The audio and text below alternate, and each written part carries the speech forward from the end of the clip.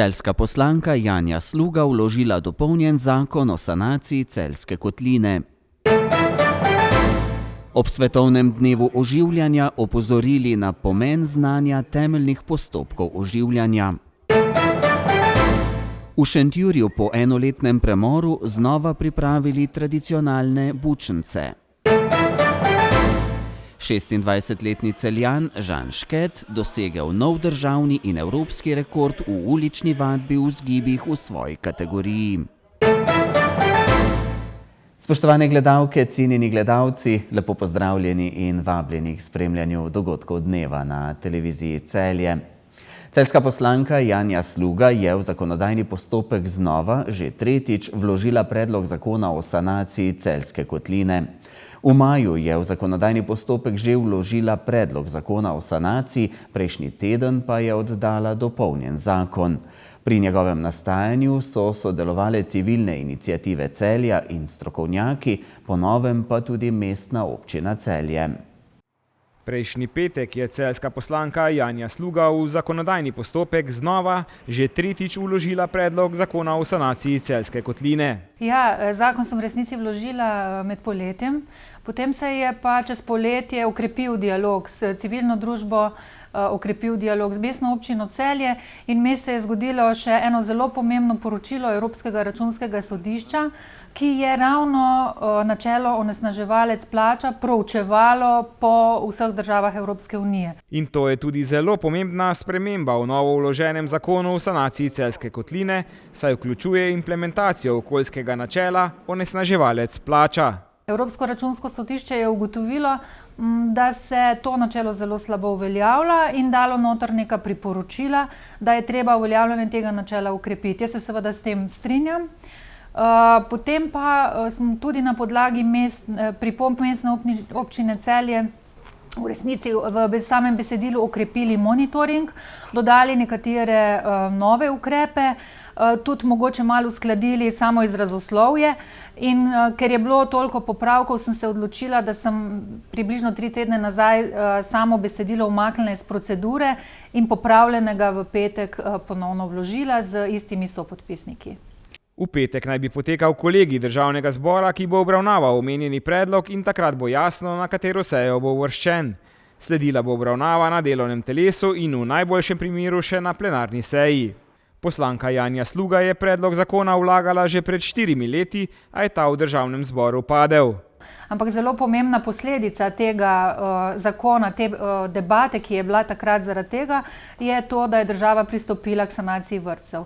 V tem trenutku so v sanaciji še 4 vrtci.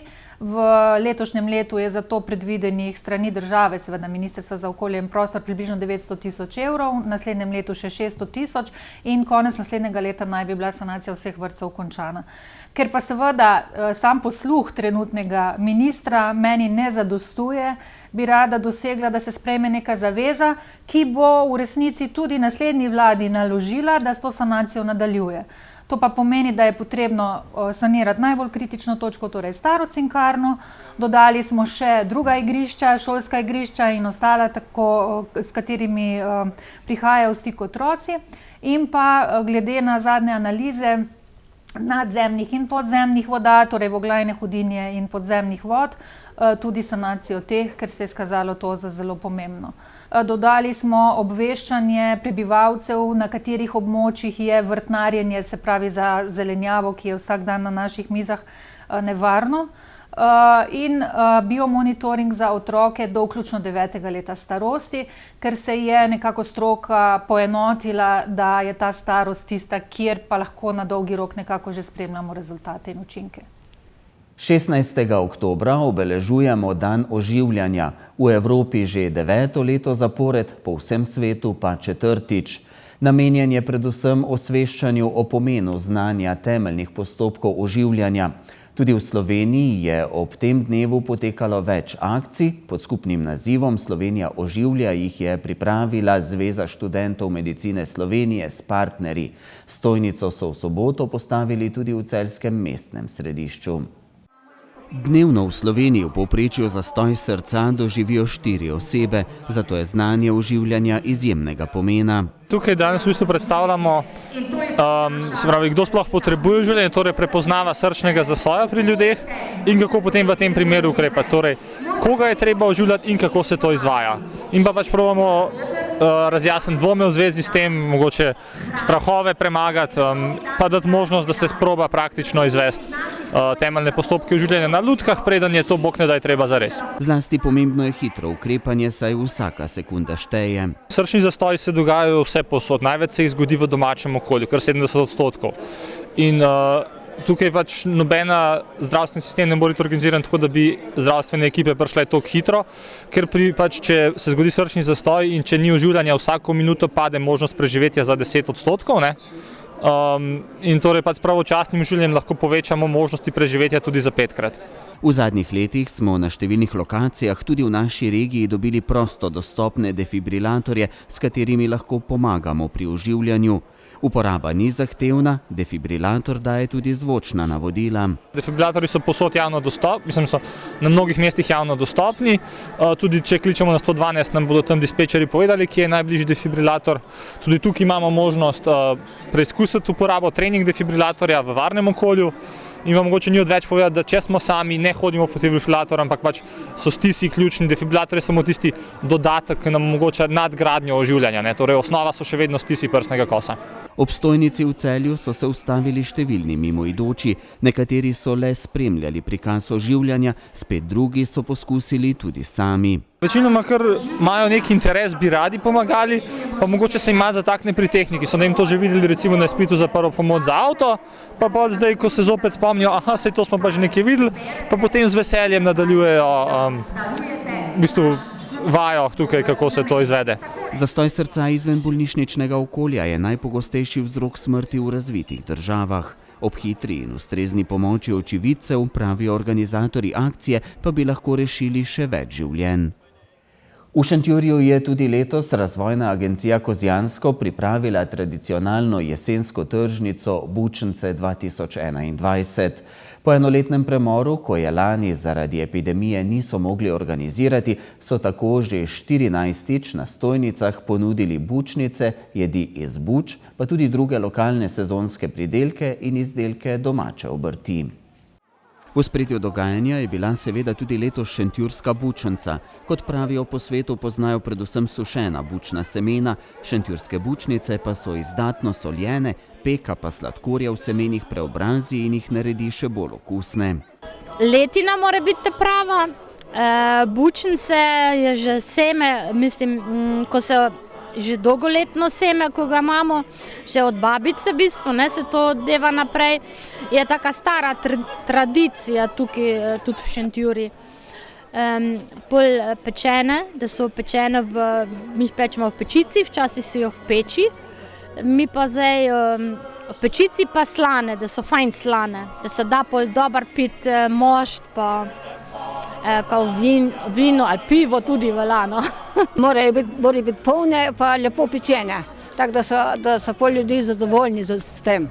Jih dam v skledo, pa posolim, pa dam peč, pa se lepo spečejo, jih dam pa v kozarce. V litrskih kozarcih ne dajem, če jih ne prodam, in tam počakajo lepo. En moški mi je povedal, je rekel, gospa, pa vi dajte kaj v lonce bučnice, sem rekel, ne. Dajte v lonce bučnice, boste videli, kako boste imeli fine. In to je res. Lani dogodka zaradi epidemije niso pripravili, pa tudi letos je potekal v okrnjeni izvedbi. To je v bistvu neke vrste, tako bi rekel, med prva neka jesenska prireditev, ki se potem nadaljuje z tradicionalnimi martinovanji na Polniku in Sveti Heleni in potem se prevesi vse skupaj v decembrsko dogajanje. Tako da nekako je že v teh 14 letih oziroma 14 izvedbah je res zrasla iz neke manjše prireditve, ki jo je prvotno organizirala takratna Ljudska univerza in pa časopis Šentjurčan v neko, rečemo, drugo najbolj množično turistično prireditev v mestu Šentjur. Seveda lani nas je malce v idejah, v prenovitvi, prevetritvi, razširitvi malce ovirala situacija z epidemijo. Menimo pa, da naslednje leto bo pa zadeva že taka, da bomo lahko zadevo še razširili, še obogatili in privabili še večje število gledalcev. Pred 2 letoma so v sklopu prireditve uvedli tekmovanje v luščenju bučnic. Tega letos zaradi COVID-19 niso organizirali, so pa ohranili ocenjevanje buč. Upali smo mogoče, da dobimo še kakšno bučo več, ampak letos tudi vreme ni bilo najbolj naklonjeno bučam, tako da upamo, da bo naslednje leto izbor še večji in pa želimo si, da bi, oziroma bomo verjetno potem naslednje leto zopet uvedli kuhanje tudi bučne juhe, kar je že bilo v preteklosti, tako da bomo tudi na ta način še malce obogatili program. Ocenili pa so tudi najlepše okrašeno stojnico. To so letos skupaj z učiteljico uredili učenci podružnične osnovne šole Blagovna. Zelo sem vesela skupaj z našimi otroki tega naziva. Podružnica je ponosna na to. Pripravili smo jo seveda pridne rokice naših otrok. Mislim, da smo prepričali predvsem z inovativno idejo o samem slikanju, da se lahko otroci postavijo in se slikajo, ter z igro 3 v vrsto, ki je, kot se spodobi za bučnice, narejena iz buč. Podujali smo možičke iz koruze, iz CD-jev smo naredili podstavke za kavo pa za čaj, podstavke za svečo in delali smo sadje iz papirja. Za vse tiste, zlasti iz drugih delov Slovenije in tujine, ki bučnic ne znajo luščiti, pa so pripravili še navodila oziroma grafični prikaz postopka luščenja.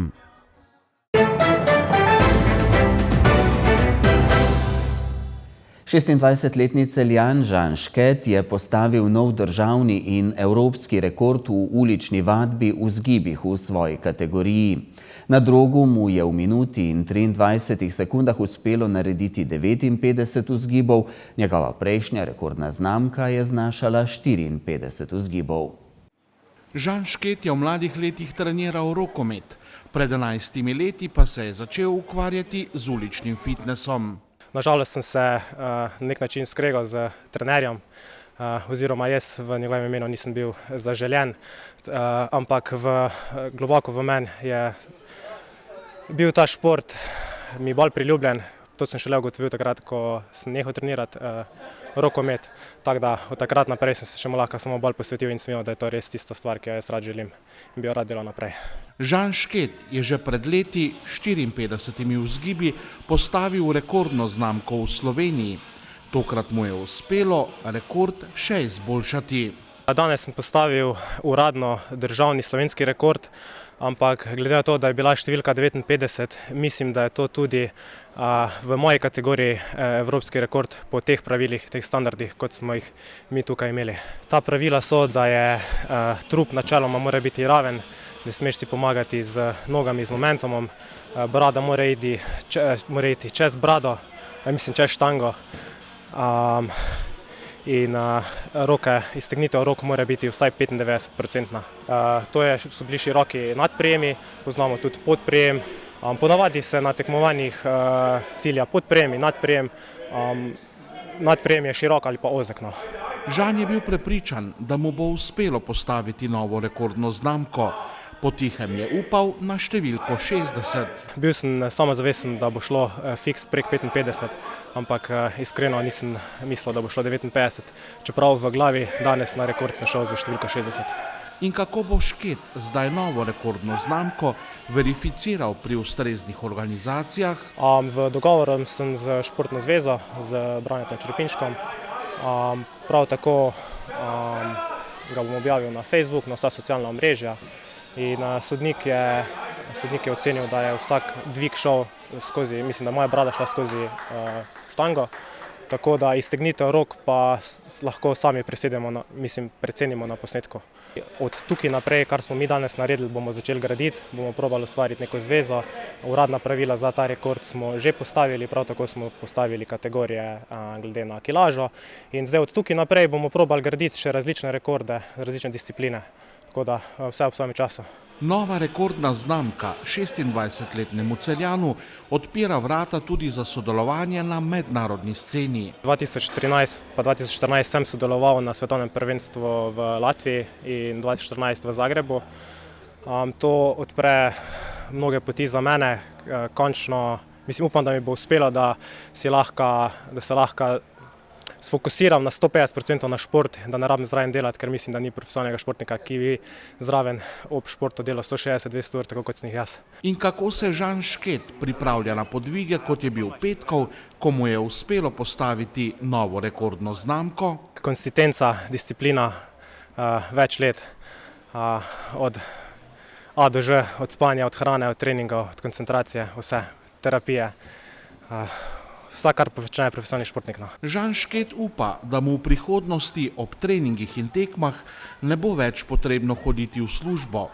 Trenutno namreč sočasno s treningi in tekmovanji dela v gostinstvu v priljubljeni Celjski Špici. Je bilo to zelo težko. 5-6 peklenskih let je bilo za mano. Imel sem v tem času cirka 30 poškodb, imel sem natrgano tetivo, 2-krat biceps, prsno, bil sem operiran na bruho.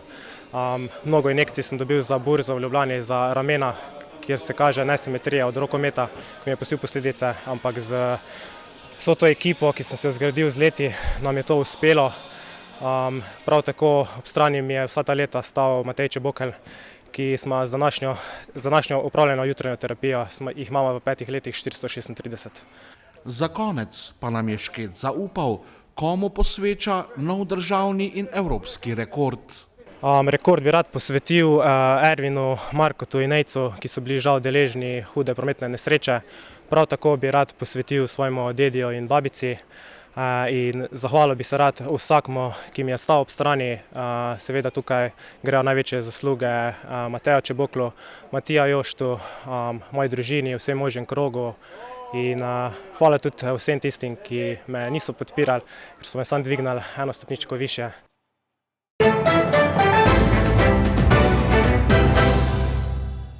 Jutri bo delno jasno, predvsem sredi dneva in popoldne pa zmerno oblačno. Po nižinah bo zjutraj in dopoldne megla. Najnižje jutranje temperature bodo od 0 do 5, v mraziščih Notranjske okoli -2, ob morju okoli 8, najvišje dnevne od 16 do 19 stopinj Celzija. V sredo bo v vzhodnih krajih sončno, zjutraj bo tam po nekaterih kotlinah megla. Na zahodu bo vse bolj oblačno, v hribovitem svetu pa bo popoldne občasno rahlo deževalo. Pihati bo začel jugozahodni veter, toplo bo. V četrtek bo pretežno oblačno, nekaj sonca bo sprva še v vzhodni Sloveniji. Predvsem v zahodnih in deloma v srednjih krajih bo občasno deževalo. Pihal bo jugozahodnik, ob morju jugo. To so bili dogodki dneva na televiziji Celje. Hvala za pozornost. S svežimi in aktualnimi informacijami vam postrežemo znova jutri. Nasvidenje.